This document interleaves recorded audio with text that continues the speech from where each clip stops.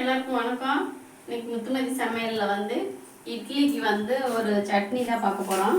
தக்காளி வச்சு தக்காளி சாம்பார். அதுக்கு தேவையான பொருள் ஒரு 4-5 பூண்டை வந்து இடித்து வச்சுருக்கிறேன். ஒரு 5 பச்சை மிளகா, மல்லி, கருவேப்பிலை, புதினா, ஒரு 4 தக்காளி வந்து பொடிசாக நறுக்கி வச்சுருக்கிறேன். 2 பெரிய வெங்காயம் பொடிசாக நறுக்கி வச்சுருக்கிறேன். இப்போ வந்து எப்படி செய்யணும்னு பார்ப்போம்.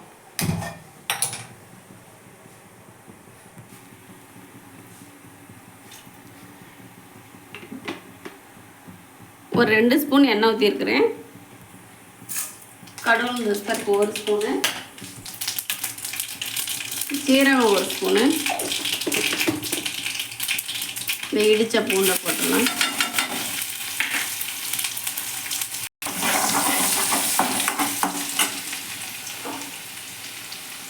இதில் வந்து இந்த 5 பச்சை மிளகா போட்டுடலாம். வெங்காயம்,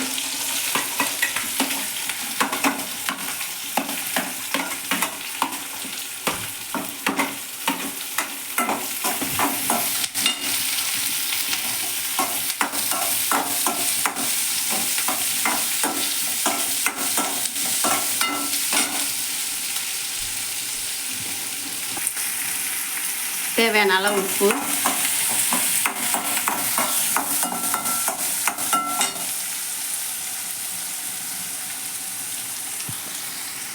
கருவேப்பிலை,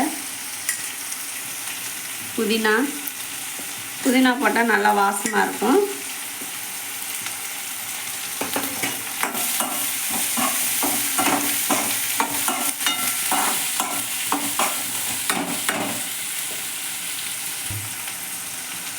இதை பற்றி கறி மசாலா பட்டை வீட்டில் அரைச்சது ஒரு சின்ன ஸ்பூனு, இந்த ஸ்பூனுக்கிட்ட தான் 1 ஸ்பூன் போட்டிருக்கிறேன்.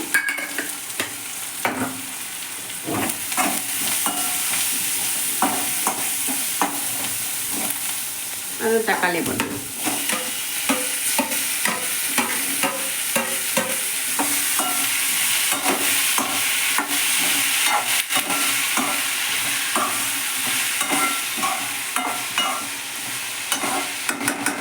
வதங்கி, தக்காளி, வெங்காயம், பச்சை மிளகாய் எல்லாம் கொஞ்சம் வதங்கிருச்சு. இப்போ வந்து 1 ஸ்பூன் மிளகாத்தூள், 1 ஸ்பூன் வந்து சாம்பார் தூள், ஒரு 1/4 டீஸ்பூன் வந்து மஞ்சத்தூள், 3 போட்டுடலாம்.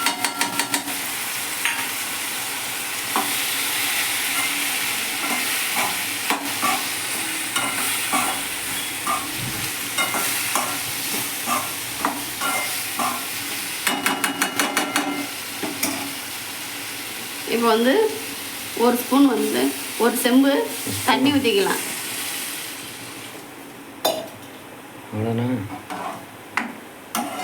இப்போ வந்து குக்கரில் போட்டு வேக வைக்கணும்.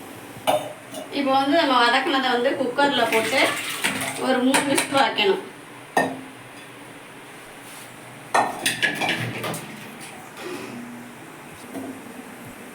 இது வந்து 2 ஸ்பூன் வந்து அரிசி மாவு எடுத்துருப்பேன். இது கொஞ்சம் தண்ணி ஊற்றி கலந்து அதில் நம்ம போட்டுடலாம்.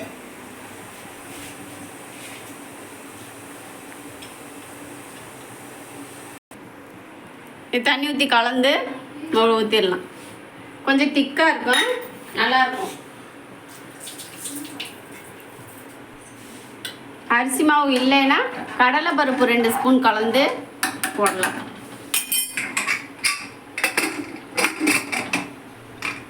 ஒரு 2 விசில் வரட்டும்.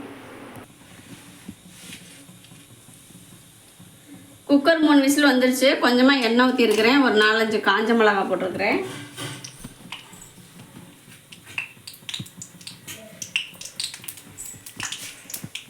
இந்த மல்லி இலையை வதக்கிறதுக்காக தான் கொஞ்சமாக எண்ணெய் ஊற்றிருக்கிறேன்.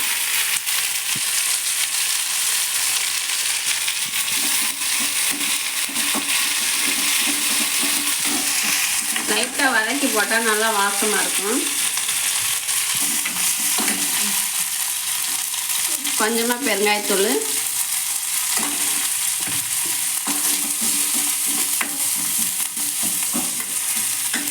சோப்பு நீளம்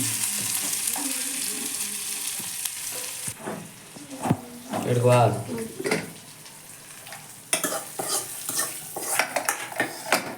தாளிச்சதை ஊற்றியாச்சு. தக்காளி சாம்பார் ரெடி ஆயிடுச்சு. இப்போ வந்து நான் சர்வ் பண்ணி காமிக்கிறேன். தக்காளி சாம்பார் இட்லி ரெடி ஆயிடுச்சு. Night dinner. இதே மாதிரி நீங்கள் செஞ்சு சாப்பிடுங்க. வீடியோ பிடிச்சிருந்தா லைக் பண்ணுங்கள், ஷேர் பண்ணுங்கள், சப்ஸ்கிரைப் பண்ணுங்கள், பெல் பட்டனாக இருக்குங்க. தேங்க்யூ.